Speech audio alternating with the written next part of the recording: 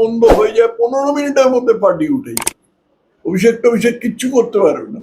তাদের কাছে তৃণমূলের টাকা ছিল এবং এদের ওপরে হানা দেওয়ার ফলে তৃণমূলের টাকার উৎস হারিয়ে গেছে, উৎসটা শুকিয়ে গেছে। তার ফলে তৃণমূল খুব বিপদে পড়েছে। তৃণমূলের মমতা ব্যানার্জি বলছেন যে তার পোস্টারে নাকি থুতু ছেটানো হয়েছিল, অভিষেক বন্দ্যোপাধ্যায়ের বাড়ি লক্ষ্য করে জুতো দেখানো হয়েছে, তাই পাড়ার লোকেরা প্রতিবাদ করেছে মাত্র। পাড়ার লোকেরা কিছুই করেনি, করেছে পরে যখন হেরে যাবেন তখন তার অজুহাত যেন খাড়া থাকে। মুখ দিয়ে নর্দমার জলের মতো মিথ্যে কথা বেরোচ্ছে, কিন্তু গালাগালি করে যাচ্ছে। তার কারণ হচ্ছে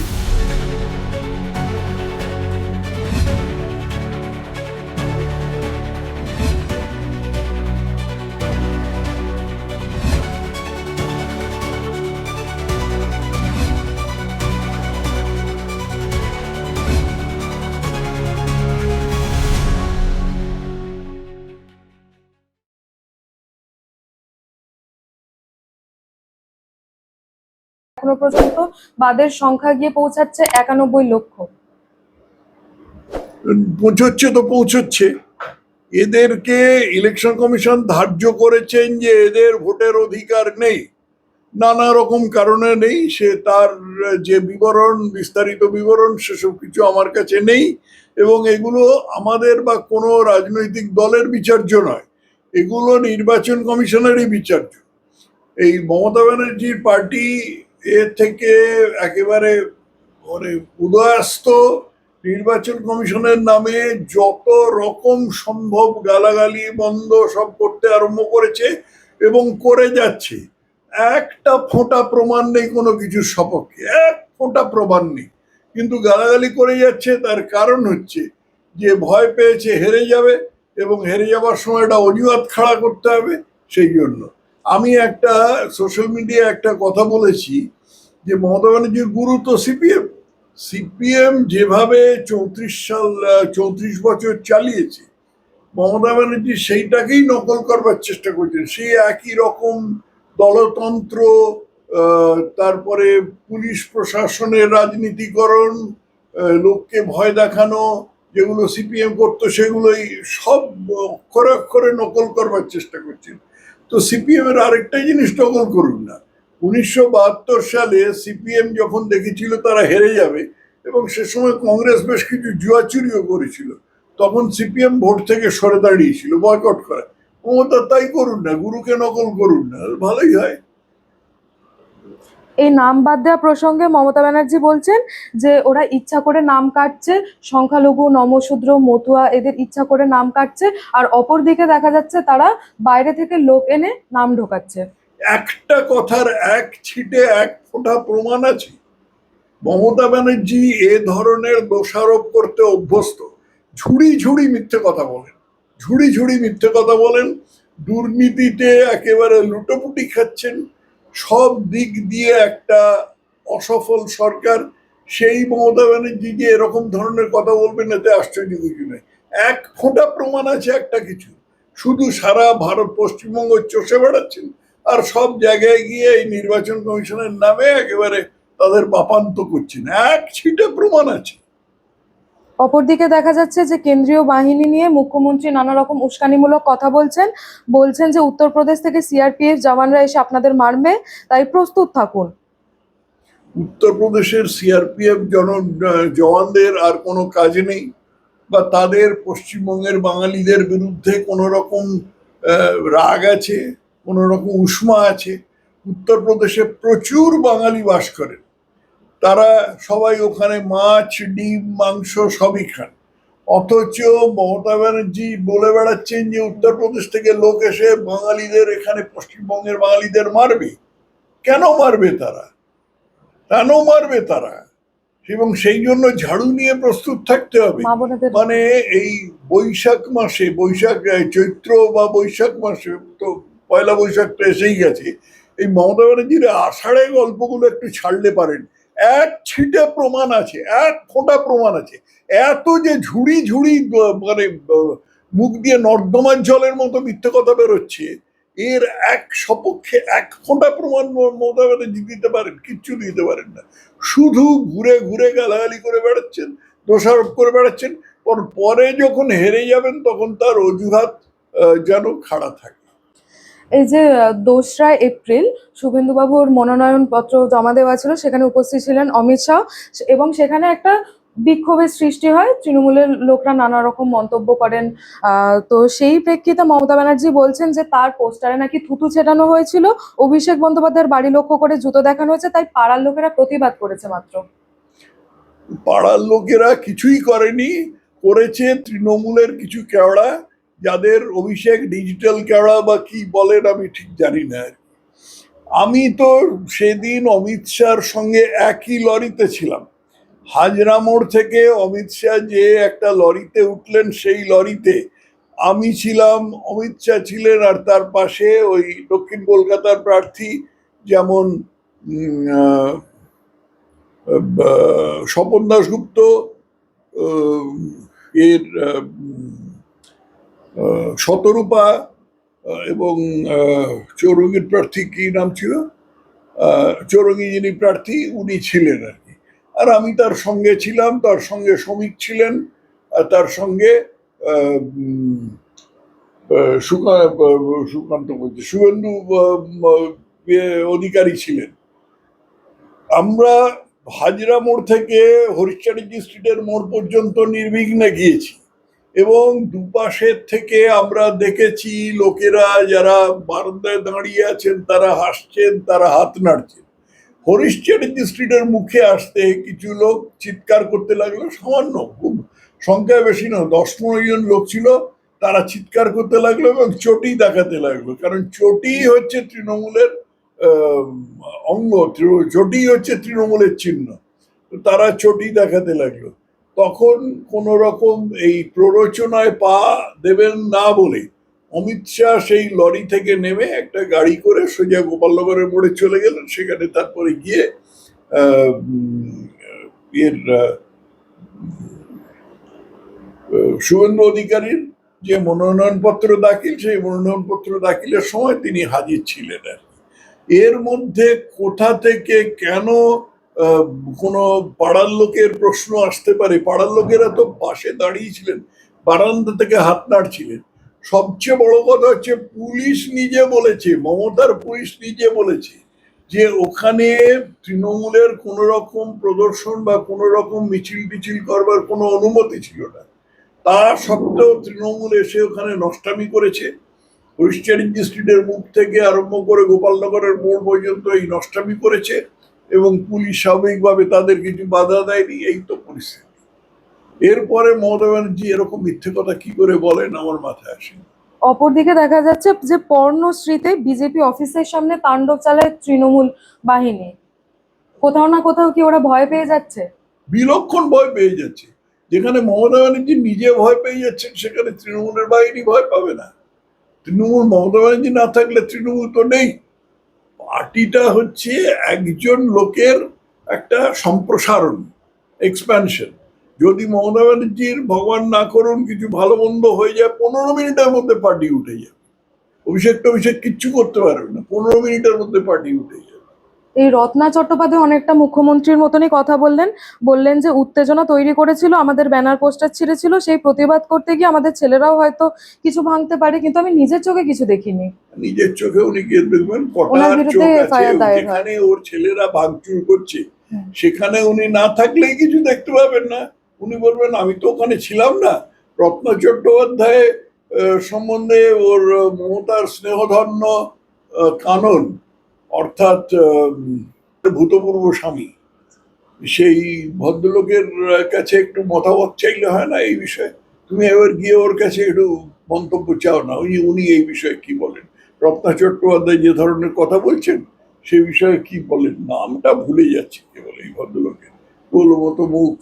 উনি ওই বৈশাখী বলে মহিলার সাথে খুব লটর পটর করেন। হ্যাঁ, শোভন চট্টোপাধ্যায়। কি শোভন চট্টোপাধ্যায়। কি চট্টোপাধ্যায়? শোভন। সবুজ। শোভন। হ্যাঁ, শোভন চট্টোপাধ্যায়, শোভন চট্টোপাধ্যায়, থ্যাংক ইউ। শোভন চট্টোপাধ্যায় নামটা আমার মনে পড়ছিল না। আর শোভন চট্টোপাধ্যায়কে খবরদার কেউ শোভন দেব চট্টোপাধ্যায়ের সাথে গুলিয়ে ফেলবেন না। এই শোভন চট্টোপাধ্যায় রত্না চট্টোপাধ্যায়ের ভূতপূর্ব স্বামী। তাদের নিজেদের নিয়ে তারা একটা কুনাট্য করেছিলেন, সেটা ব্যক্তিগত ব্যাপার, তার মধ্যে আমি যাচ্ছি না। কিন্তু উনি তো একজন তৃণমূলের নেতা, ওর কাছে গিয়ে এই বিষয়ে একটুখানি মন্তব্য চাইলেই তো হয়, তুমি একবার চলে যাও না ওর কাছে। স্যার, মোথাবাড়ির যে কাণ্ড, যেটা নিয়ে রাজ্য রাজনীতি উত্তাল, সেখানে সর্বোচ্চ আদালত সুপ্রিম কোর্ট জানাচ্ছে যে রাজ্য প্রশাসন যদি ব্যর্থ হয় তাহলে কি করতে হবে আমরা জানি। আমরা বিচারকদের আর্তনাদের ভিডিও দেখেছি এবং আগেই ট্রাইব্যুনালে কাজ করার মতন পরিস্থিতি ওখানে তৈরি করা হোক। 100বার একদম ঠিক বলেছেন।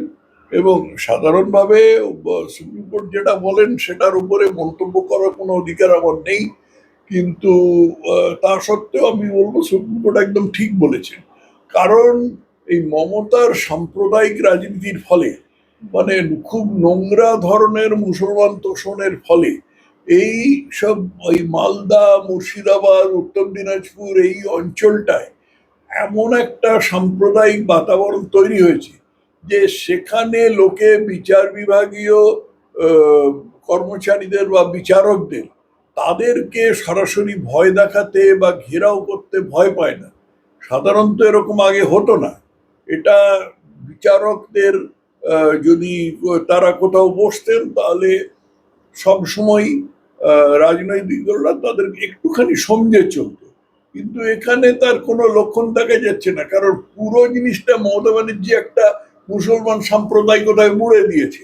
তার মধ্যে জুটেছে এই মিম, তার মধ্যে জুটেছে অন্য এর পার্টি, হুমায়ুনের পার্টি, এরা সব মিলে যা নষ্টামি করছে, তাতে পশ্চিমবঙ্গের সম্পূর্ণ ধর্মনিরপেক্ষ পরিস্থিতি নষ্ট হচ্ছে। এবং এ বিষয়ে জেলা প্রশাসনের উচিত ছিল যথেষ্ট তৎপর হওয়ার। জেলা প্রশাসন করেনি, তার কারণ বুঝতে খুব কষ্ট হয় না। তবে জানা যাচ্ছে যে সেই দিন, ঘটনার দিন, নতুন নিযুক্ত যিনি মুখ্য সচিব, তার সাথে যোগাযোগ করার চেষ্টা করা হয়েছিল, কিন্তু যোগাযোগ করা যায়নি তার সাথে। আরে উনি তো নিজের টেলিফোন নম্বরই দেননি, না টেলিফোন ওঠাননি। প্রধান বিচারপতি, কলকাতা হাইকোর্টের প্রধান বিচারপতি, তাকে ফোন করবার চেষ্টা করছিলেন, তিনি টেলিফোন ওঠাননি।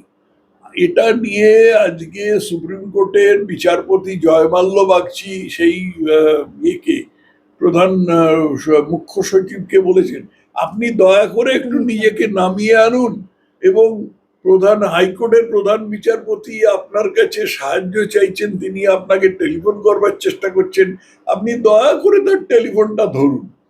এই রকম কথা বলতে হয়েছে সুপ্রিম কোর্টের একজন বিচারপতিকে। মানে পুরো পরিস্থিতিটা, পুরো বাতাবরণটা যে কোন একটা ক্লেদাক্ত জায়গায় চলে গেছে মমতা ব্যানার্জির শাসনের ফলে, সেটা বুঝিয়ে বলার অপেক্ষা রাখে না। বলতে গেলে একটা গাফিলতির চিত্র ধরা পড়ছে আমাদের সামনে। গাফিলতি বললে তো খুব ছোট করে বলা হয়। বিচারকদের যেখানে ভয় দেখানো হয় এবং তাদের ঘেরাও করে রাখা হয়, তারপরে তারা সেখান থেকে বেরিয়ে যাওয়ার পরে তাদের এতে ঢিল মারা হয় এবং তার বিরুদ্ধে পুলিশ কোনো পদক্ষেপ নেয় না, এটাকে শুধু গাফিলতি বলে ছেড়ে দেওয়া যাবে না। স্যার, এর আগে আমরা দেখেছি যে আইপ্যাক মামলায় সেখানে ইডি হানা দিয়েছিল এবং তারপরে মানে আইপ্যাকের যে কর্ণধার প্রতীক জৈন, তারপরে হায়দ্রাবাদে, সেখানে তারপরে সোনা পাপ্পুর বাড়িতে। এরপরে দেখা যাচ্ছে পুরো নিয়োগ দুর্নীতি মামলায় সুজিত বোসের নাম উঠে আসছে। আর কত কি দেখতে হবে আমাদের? না, দেখতে অনেক কিছু হবে। এই প্রসঙ্গে আমার কাছে একটা খবর এসছে, সেটা সত্যিও হতে পারে, উড়ো খবর হতে পারে, সেটা আমি খবরটার যথাযথ করবার চেষ্টা করছি। সেটা হচ্ছে যে এই সমস্ত কুশীলবদের কাছে, যাদের তুমি নাম করলে, তাদের কাছে তৃণমূলের টাকা ছিল এবং এদের ওপরে হানা দেওয়ার ফলে তৃণমূলের টাকার উৎস হারিয়ে গেছে, উৎসটা শুকিয়ে গেছে। তার ফলে তৃণমূল খুব বিপদে পড়েছে। তৃণমূলের মিছিলে তেমন লোক হচ্ছে না। মমতার এতে সভাতে প্রচুর চেয়ার ফাঁকা পড়ে থাকছে, কারণ টাকা খরচ করতে পারছেন না, কারণ টাকা নেই। এটা একটু দেখতে হবে, তোমরাও খোঁজ করে দেখতে পারো। অসংখ্য ধন্যবাদ। আমি ইতিমধ্যে গণদেবতা, জনতা জনার্দন, সুনাগরিক ভদ্রমন্ডলী, আমার আত্মীয় যারা, আপনাদের সঙ্গে মিলিত হওয়ার জন্য আমি এখানে এসেছি এবং আমাদের এখানে দুজন বুথ সভাপতি তারা এখানে আছেন।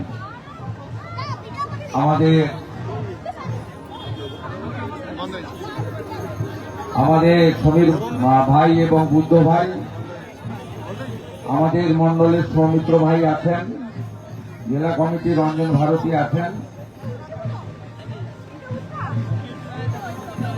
সঞ্জীব গোপাল বেরা সহ আমাদের অনেক নেতৃত্ব আছেন। যেহেতু আরো 4-5টি জায়গায় যাব, আমি প্রত্যেককে অভিনন্দন জানাই। আমাদের মহিলা মোর্চার মাতৃমণ্ডলী এসেছেন আমাদের মহিলা মোর্চার দিদিদের সংগঠিত করার জন্য। আমাদের প্রভু জগন্নাথের আশীর্বাদ নিয়ে উড়িষ্যা থেকে আসা মহিলা মোর্চার নেতৃত্বরা আছেন। আমি সবাইকে আন্তরিক শুভেচ্ছা, অভিনন্দন, গুরুজনদের প্রণাম জানাই।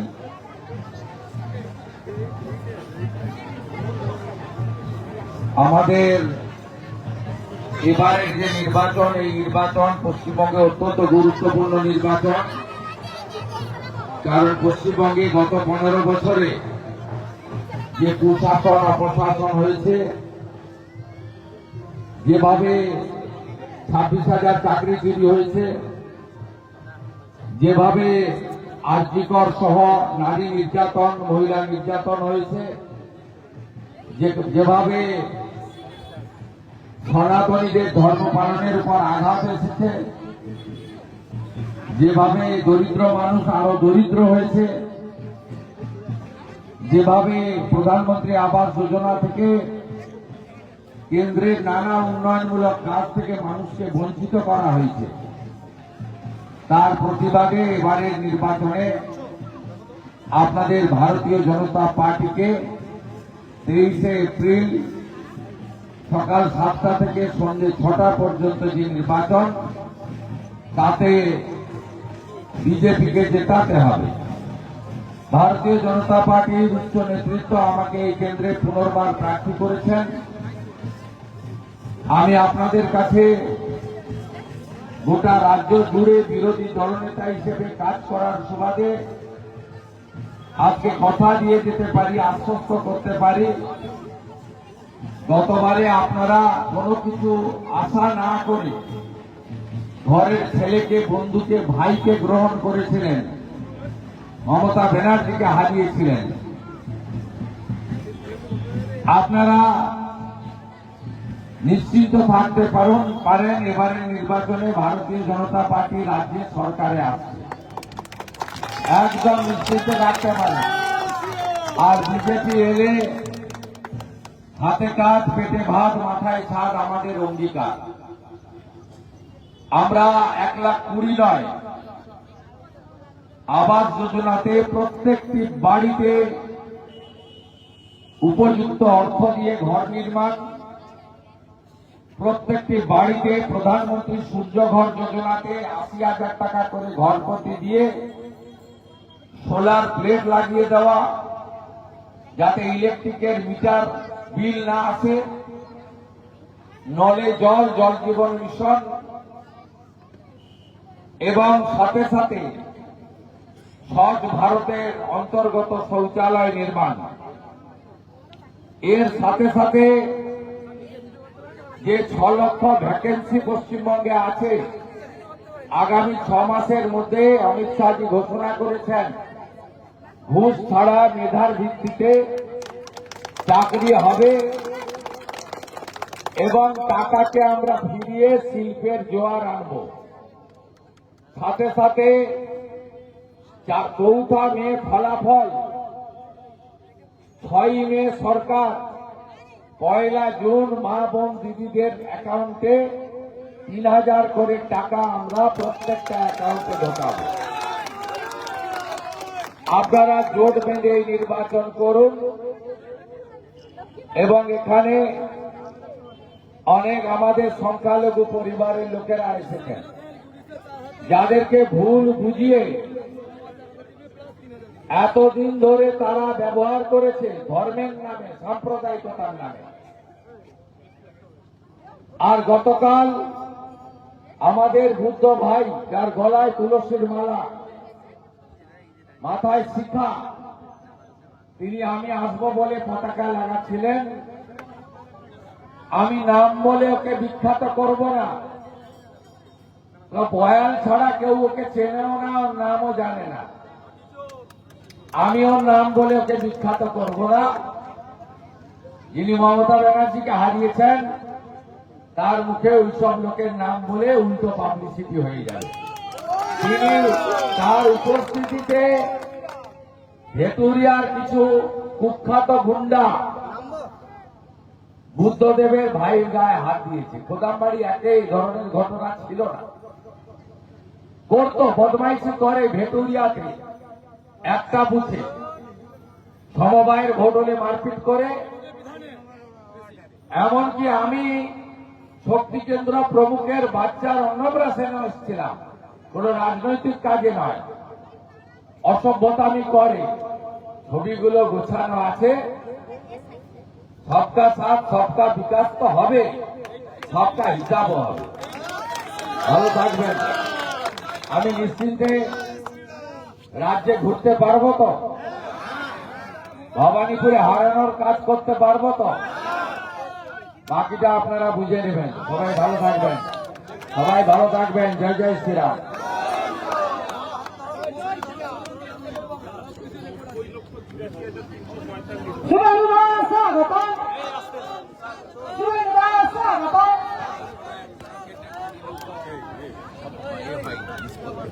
সেই 1 কোটি যে সংখ্যাটা ছিল সেটাই এই দাদা মোবাইলটা দাদা লাভলি মৈত্র তার ফেসবুক হ্যান্ডেলে লিখছেন বাংলাদেশের বাংলাদেশ জামাতকে রেকর্ডিং তো মমতা ব্যানার্জি কেটার বাংলার প্রধানমন্ত্রী জামাতের হাতে তুলে দিতে পরিষ্কার এজেন্ট। জম্মু কাশ্মীরের থেকে 200 খানা গাড়ি এসছে সিআরপিএফ এর, যেই গাড়িগুলো মূলত জম্মু কাশ্মীরে আগে ব্যবহার করা হতো। এবার পশ্চিমবঙ্গের এমন অবস্থা, ওই গাড়ি ইউজ এই গাড়িগুলো লাগবে, মুর্শিদাবাদ মালদাতে লাগবে, মেটিয়াবুরুজে লাগবে, নন্দীগ্রামের বরচক্রবেড়ি হাজারাঘাটাতে লাগবে, ভেটুরিয়ায় লাগবে, সাতাঙ্গাবাড়িতে লাগবে, গাড়িগুলো লাগবে, কাজে লাগবে। এই অঞ্চলটা দাপায় ভেটুরিয়া বিধান থেকে আর কৈনিরপুর থেকে ওরা অঞ্চলটা দাপায় গুন্ডামি করে বেড়ায়। কাল ধরে গুন্ডামি করেছে ভেটুরিয়া বিধানে, কৃষ্ণনগরে করেছে ভেটুরিয়া থেকে এসে।